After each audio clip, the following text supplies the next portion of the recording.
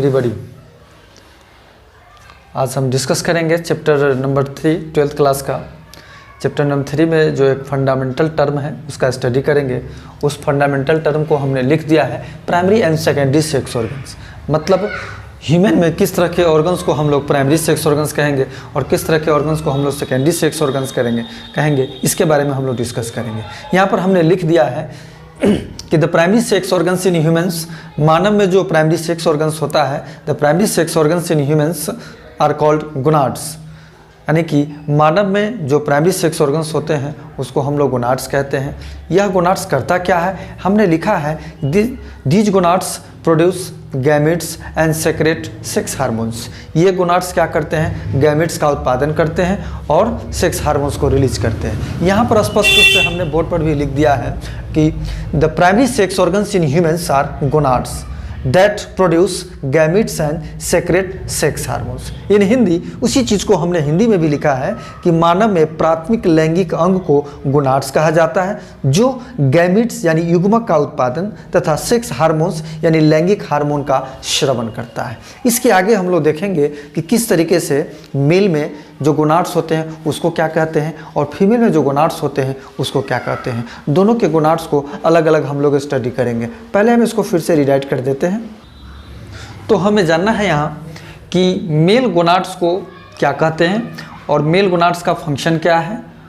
दोनों तरह की स्थिति को समझना है। यहाँ पर हमने लिख भी दिया है, ऐसे जानना है कि ह्यूमन मेल गोनाड्स को हम लोग टेस्टिस कहते हैं। यह टेस्टिस क्या करता है, मेल गैमेट्स यानी स्पर्म्स का प्रोडक्शन करता है और मेल सेक्स हार्मोन्स को रिलीज करता है। यहाँ हम लोग यही देख रहे हैं कि किस तरीके से ये डिस्कशन कंप्लीट हो।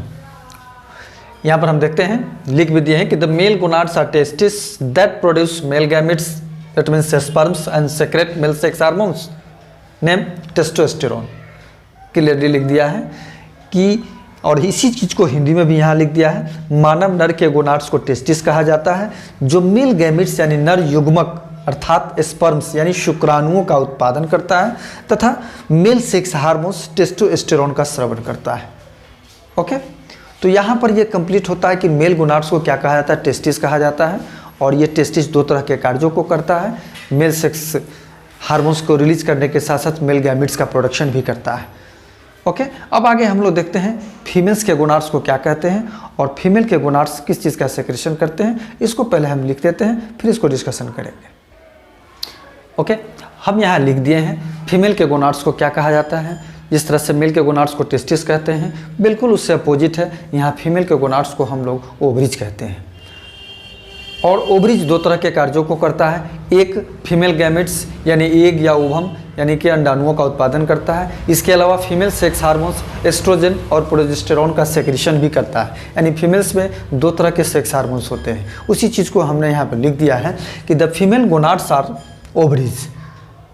मादा में जो गोनाड्स होते हैं उसको ओवरीज कहा जाता है। दैट प्रोड्यूस फीमेल गैमेट्स, जो फीमेल गैमेट्स का उत्पादन करते हैं उसका नाम हमने लिख दिया एग या ovum and secret female sex hormones. और यहाँ पर हार्मोन्स के बारे में क्लियरेशन हो गया। और फीमेल सेक्स हार्मोन्स को रिलीज करते हैं। ये दो तरह के हार्मोन्स होते हैं, एक एस्ट्रोजन और दूसरा प्रोजेस्टेरोन। उसी चीज़ को हिंदी में भी हमने लिख दिया है कि मानव मादा के गोनाड्स को ओवरीज यानी कि अंडाशय कहा जाता है, जो फीमेल गैमेट्स यानी कि मादा युग्मक एग या ओवम यानी अंडाणुओं का निर्माण करता है और फीमेल सेक्स हार्मोन्स यानी एस्ट्रोजन और प्रोजेस्टेरोन का सेक्रेशन करता है। इस तरीके से हम लोग स्टडी कर लिए मेल और फीमेल दोनों तरह के गोनाड्स को। ये गोनाड्स क्या है हम बता चुके हैं। ये गोनाड्स ह्यूमन में प्राइमरी सेक्स ऑर्गन्स के नाम से जाना जाता है।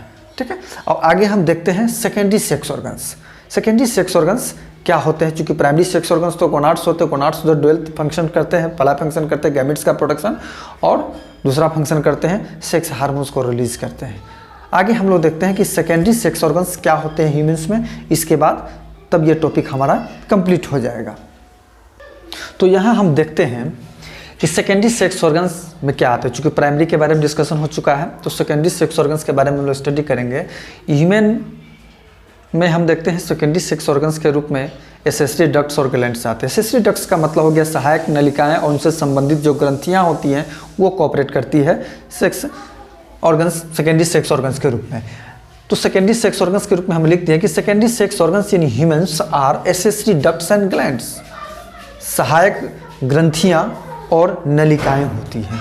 यहाँ पर हमने लिखा है ये जो सहायक ग्रंथियां नलिकाएं होती है वो क्या करती है, that help in transportation of gametes, जो गैमेट्स का ट्रांसपोर्टेशन इट मीन्स स्थानांतरण, मतलब एक स्थान से दूसरे स्थान पर परिवहन करने का काम करती है, स्थानांतरण करने का काम करती है। इसके अलावा जो सेक्स हार्मोन्स रिलीज होते हैं उसका स्टिमुलेशन करती है। इसी चीज़ को हमने हिंदी में भी लिख दिया है कि मानव में सेकेंडरी सेक्स ऑर्गन्स यानी द्वितीयक लैंगिक अंग में एसेसरी डक्ट्स यानी कि सहायक नलिकाएं एवं ग्लैंड्स यानी ग्रंथियां आती है जो गैमेट्स यानी युग्मक का परिवहन तथा सेक्स हार्मोन्स के स्रवण का नियमन करते हैं। यहाँ पर यह टॉपिक कंप्लीट होता है प्राइमरी और सेकेंडरी सेक्स ऑर्गन्स का।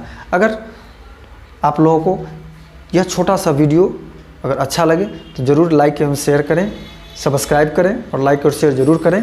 और चूँकि ये काफ़ी सिंपल तरीके से फंडामेंटल रूल को फॉलो करके सारे बिहार बोर्ड के जितने भी या CBSE बोर्ड के भी जो स्टूडेंट्स हैं वो बेसिक नॉलेज अगर लेना चाहते हैं तो हमारे चैनल को सब्सक्राइब ज़रूर करें, लाइक और शेयर भी करें ताकि अधिक से अधिक स्टूडेंट्स के पास ये मैसेज आ सके कि सब सिंपल वे में 1 by 1 करके इंग्लिश टू हिंदी हमने डिस्कशन करने का काम किया है और बच्चों को समझाने का प्रयास किया है। Thank you.